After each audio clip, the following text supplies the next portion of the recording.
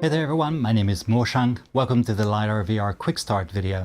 So the idea behind the Quick Start video is to get you up and running with Lyra as soon as possible. And to do so, we are going to go on our main menu over here. We're going to place our mallet inside this controllers button and pull the trigger to bring up the controllers menu. Next, I'm going to grab an autoplayer instrument from the controllers menu and just place it off to the side. I do so by placing the mallet inside, lighting it up like this, pulling the trigger and keeping it down, and just bringing it off to the side. So now that I've created my autoplayer instrument, you will notice these 4 node bubbles that are empty at this point. I will need to place some instrument nodes in these 4 node bubbles for the autoplayer to make sound. So to do that, I'm going back to my main menu. I'm going to select the library button. And in my library, I'm just going to grab 4 random instrument nodes to place in the node bubbles. I'm going to grab a synth square, synth blip, synth bleep, and why not another square again. And don't worry too much about this start node that gets created by default. We'll deal with that in a later video. So now that I have sounds assigned to my autoplayer, the autoplayer can make sound. So when I place my mallet in these chord bars over here, you will hear the autoplayer play a chord.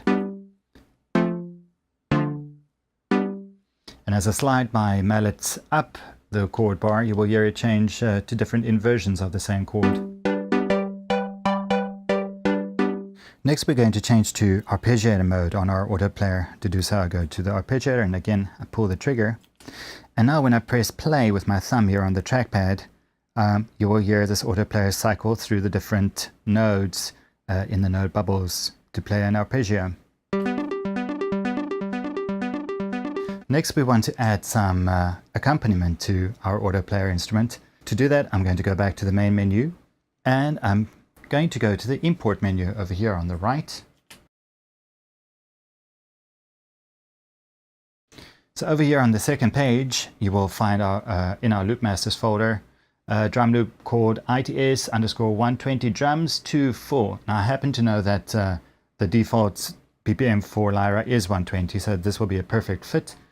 I put my mallet inside to preview it, and to create an instance of this drum loop, I'm just going to pull the trigger on it and drag it out. I'll tap that drum loop once to stop it. And now I'm going to attach it to the start node by grabbing the start node and just touching the start node to that loop. So that now when we press start again, you will hear the autoplayer playing in sync with that drum loop.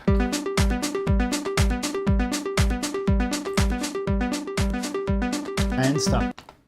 We could leave it there, but for bonus points, let's quickly bring in another drum loop, one in a different tempo, and see how we deal with that. On our main menu, I'm going to pick a drum loop called LNG_100, 2 below the one that you used before, and I'm bringing that into the world.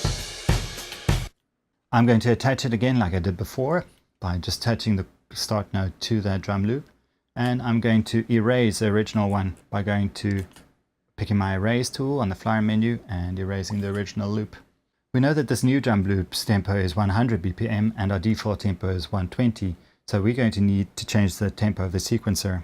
To do so, I'm going to select edit mode over here on the flyer menu, and I'm going to go over the start node, and on the green button down here, slide my thumb on the trackpad to change to 100 BPM.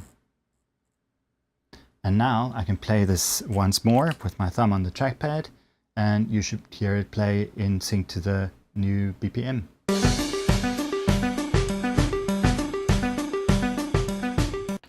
Thanks for watching. Do remember to subscribe for more videos, and also watch out on our channel for a video called Lyra Workflow that goes into similar topics in much more detail.